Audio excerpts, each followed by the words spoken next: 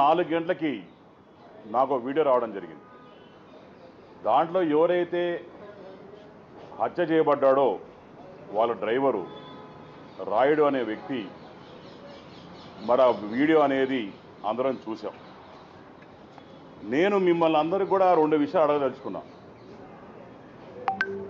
ఈ వీడియో ఏఐయా మాఫ్డా లేకుంటే వీళ్ళు ఎవరైతే అతను హత్య చేశారో దాని ముందర వీడియో తీసి మిమ్మల్ని వదిలేస్తాం కాబట్టి వీడియో చెయ్యి అని చెప్పి బెదిరించి వీడియో తీసిన తర్వాత హత్య చేయడం జరిగిందా?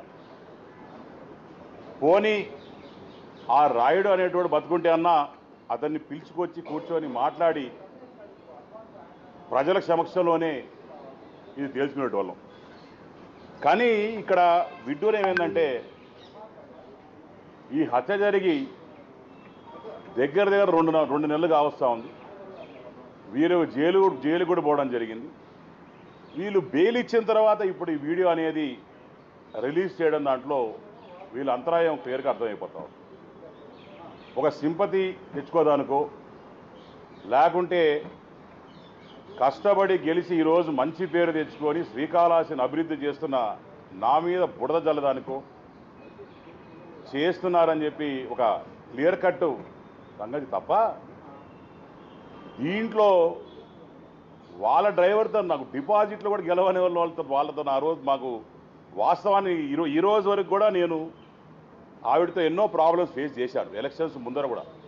కానీ ఏ రోజు కూడా ఈ రోజు వరకు ఆమెను సస్పెండ్ చేసిన తర్వాత కూడా ఆమె మర్డర్ అయిన తర్వాత కూడా వాళ్ళు మర్డర్ చేసిన తర్వాత కూడా ఇప్పటి వరకు కూడా నేను ఏ రోజు ప్రెస్ మీట్ పెట్టలేదు, ఏ రోజు వాళ్ళ గురించి చెడ్డగా మాట్లాడలేదు. ఏ రోజు గురించి కూడా ఒక కూటమి ప్రభుత్వంలో మనం సర్దుకొని పోవాలా, జాగ్రత్తగా ఉండాలా, ఒళ్ళు దగ్గర పెట్టుకుని పనిచేయాలని చెప్పి మా నాయకులు చెప్పారు. కాబట్టి ఏ రోజు కూడా నేను ప్రెస్ మీట్ పెట్టలేదు, ఏ రోజు మాట్లాడలేదు. కానీ ఈరోజు మాత్రం నేను చెప్పదలుచుకున్నాను.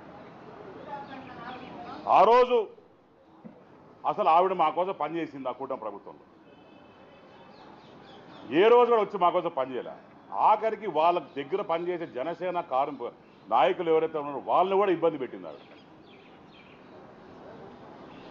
మేము వెళ్ళి ఇంటికి వెళ్ళి మా తల్లి కావచ్చు మా భార్య కావచ్చు ఇంటికి వెళ్ళి ఓటు అడిగేదానికి పోతే ఓటు అడిగి పనిచేయమ్మా చెప్పేదానికి పోతే కనీసం ఇంట్లో కూడా రానిలా. ఏ రోజు కూడా చెప్పలేదు బాధ మీద.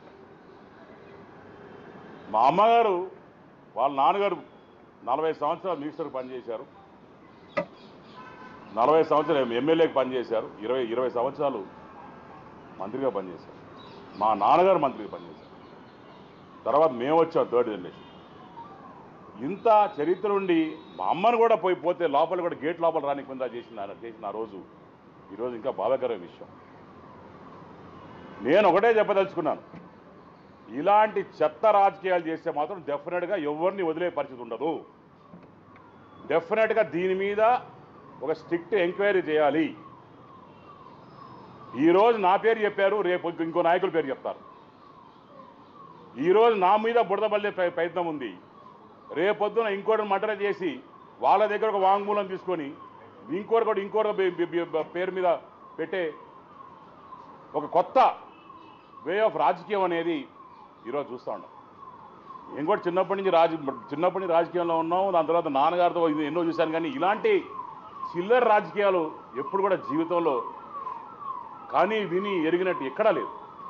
బాధేస్తుంది ఇవన్నీ చూస్తుంటే.